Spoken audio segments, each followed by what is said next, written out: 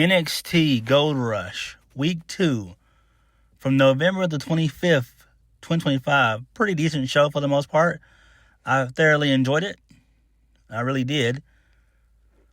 We are literally 1 week away until Deadline. Deadline is literally next weekend, next Saturday. And John Cena announced the participants for both the men and women's Iron Survivor. So we have those matches set. And I think they also announced a couple of matches on this show for Deadline as well. And we'll talk about that. So the show for the most part was pretty okay. Let's go ahead and get into it. So we kicked the show off with the first match of the night. Sean Legacy was defeated by Jackson Drake. He retained the Evolve Championship via the help of his buddies. So he ended up hitting the unaliving for the 1-2-3, which is just a basic knee strike to the face, 1-2-3. Everyone seems to be using that. So swipe right, they've been mixing it up with NXT for the past, 6 to 8 months, basically. They've been on NXT a handful of times, and this was no different. I think that both Jackson Drake, swipe right, they're ready, and Sean Legacy, they're ready. Those four guys are ready. Obviously, swipe right would fit quite well with Ethan Page. So, hopefully that happens. But Sean Legacy, him losing, it is what it is. I'm guessing maybe at some point they're going to have Keanu Carver be the one to dethrone Jackson Drake. But we'll have to wait and see how things play out on that. Honestly, I have not really watched Evolve in a while. It's been a minute. I think I watched like the first 5 to 6 episodes, and then I've not watched it since. So I don't even know. I need to get back on that and, see how everything plays out. Because it is just 45 minutes, so yeah. All right, moving on from that. So, Ethan Page, he shows up. He's trying to talk to Sol Ruka. He basically wants her to focus on herself. Don't worry about her friendship with Zarya. And so Sol Ruka says that it's complicated and everything else. Ethan Page has advice for her, and that is he doesn't want her to go out there tonight. Let her focus be on herself. So, Myles Borne shows up. Ethan Page tells him, look, why is he always sticking his nose in other people's business? He says he's got big business, he's got big business tonight with Trick Williams, that being Myles Borne. Myles says that this is the biggest match of his career. He's fully locked in. So Ethan Page does not buy that. He knows Trick very well. He's a man who does things the right way, and that's focusing on himself.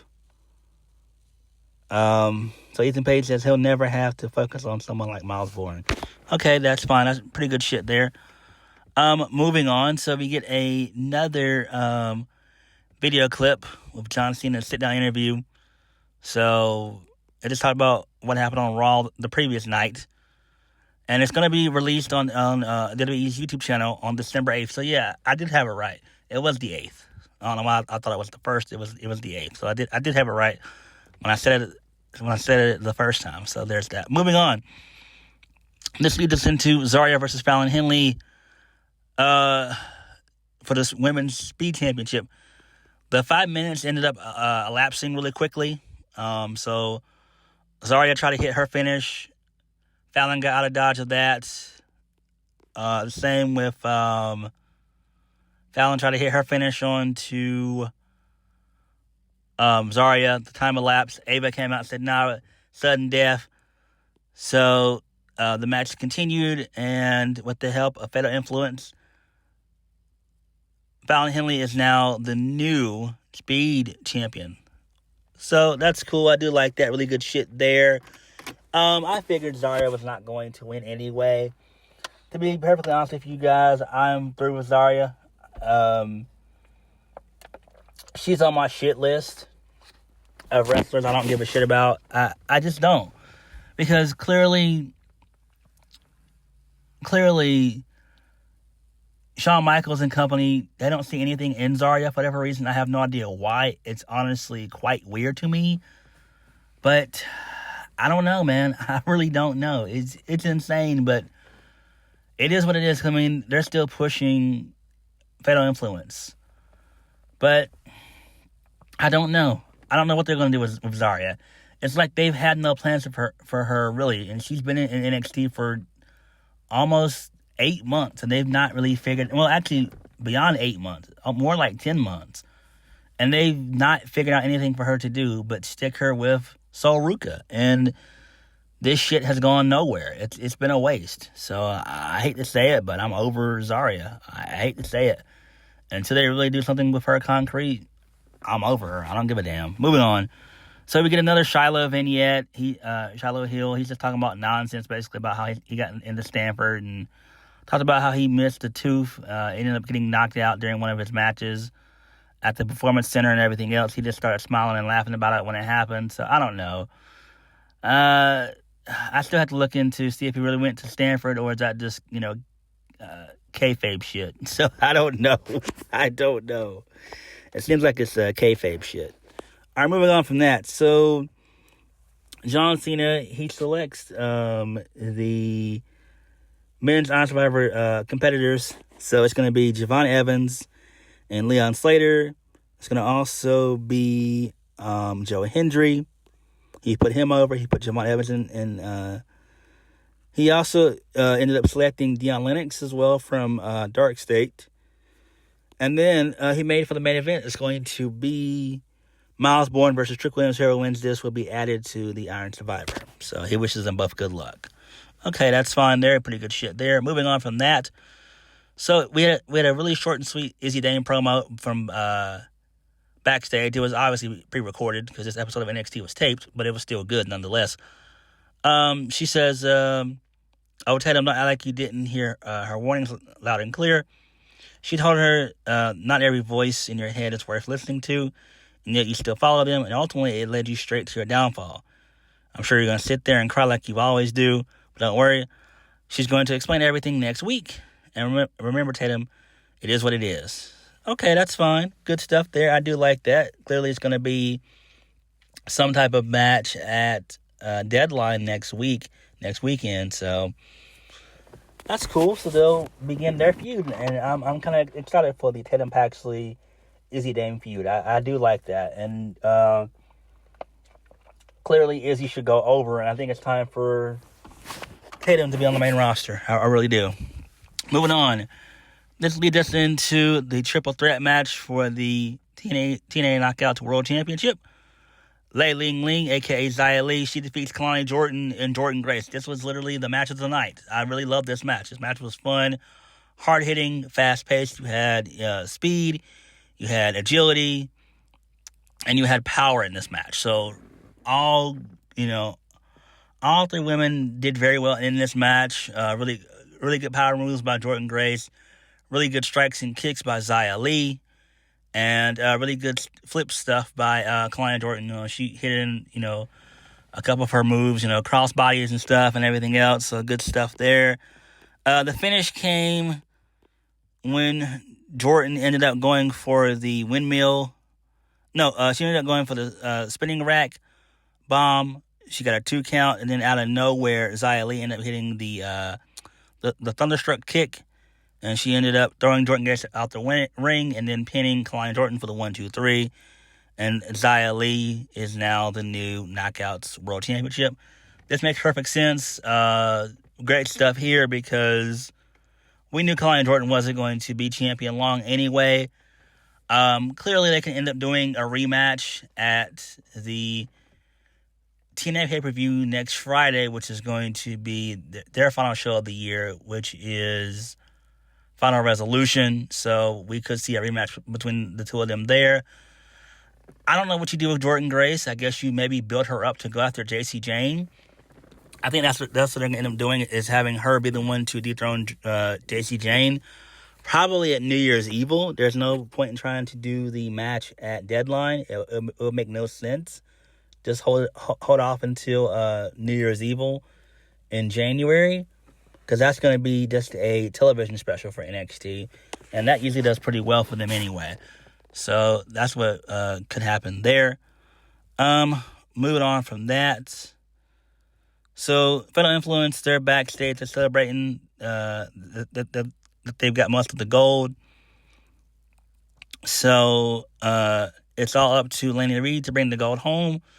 And then Ava shows up and she bans both members of Fallon Influence from their bar from ringside, that being Fallon Henley and JC Jen. Okay, that's fine there. Moving on. So Ricky Sanchez had a backstage interview, a sit-down interview with Sarah Schreiber. He didn't say much of anything. He just said that, he's kind of scared of Obafemi and everything else, but he knows that he can beat him. He doesn't know how he's going to do it, but he knows that he can beat him. And he's been grinding for years and all that. So, he said he's going to make the impossible possible when it comes to Ricky Sanchez. He says that he's going to prove that each and every single voice out there, the ones that are in here and the ones that aren't, why that he's Ricky Sanchez. So, there's that. So, good stuff there. Then this leads us into Kendall Gray. She ended up retaining her Evolve Women's Championship. Fallon Influence got involved, and then who else got involved in this match as well? Ren Sinclair, she showed up. And Charlie Dempsey, for whatever reason. I thought that Charlie Dempsey was a heel. It seems like he, was just there just to be there. He didn't really do much of anything. But Kendall ended up retaining via the Shades of Grey. She hit a nasty avalanche German suplex, which that should have been the finish. That was nasty. So, but it is what it is. This is fine. It makes sense. Clearly, they're going to end up giving Laney Reed some type of gold eventually, maybe. I don't know what it's going to be, but she'll eventually get some type of gold. I mean, you got to have them draped in gold. So, there's that. So, basically, Deion Lennox, he's excited that John Cena put him in the men's Iron Survivor match. And his crew, Dark State, they're going to go watch the main event of Myles Borne and Trick Williams. I don't care about this shit. Moving on. So, John Cena, he picks the women for the women's Iron Survivor match. That's going to be Sol Ruka, Lola Vice, Jordan Grace, Kendall Gray, and Kalani Jordan. So, yeah, that's a really good selection of women there. Really, really good selection. All of them have been pushed from Sol Ruka, Lola Vice, Jordan Grace, Kendall Gray. So, good stuff there. So, good stuff. Main event of the evening. Trick Williams was defeated by Myles Borne. Myles Borne gets the win. He ended up hitting the Borne again, not once, but 3 times in the match. He hit it early on in the match. Trick kicked out, and then he ended up hitting it on the outside. Threw Trick back in, hit him with another Borne again for the 1-2-3, and Myles Borne wins. Then he was about to celebrate. Dark State show up, but then the men from the Iron Survivor, Javon Evans, Leon Slater, and Joe Hendry, they show up to back him up. And then Dark State, they kind of have a stare down with them, and then that was it. So that's fine there, I guess. So it is what it is. I don't give a damn about Dark State. I just don't. Clearly, it seems that Trick Williams is out of NXT, and he needs to be. I'm a fan of Trick. I love Trick. Trick has kicked major fucking ass in NXT, especially the last 2 years. He's been holding it down, but I do think it is that he's going to get called up. He really is. Again, I think the best thing for him to do would be if Triple H can get his head out of his ass, that would be to put him and Mello together as a tag team for a little while until you can find something for them to do as a singles act if you can get them to that level. Definitely with Trick. Mello's okay. I mean, he can get there on his own too. But I think the best thing for them would be just a tag team for a little while. So, there's that. But all in all, Gold Rush was pretty okay. The main event was okay. Xia Li winning was great. That makes sense. That They'll probably end up doing a rematch at Final Resolution. But like I said, Gold Rush was good. It was a solid show. But what did you guys think? Like, comment, subscribe. Peace.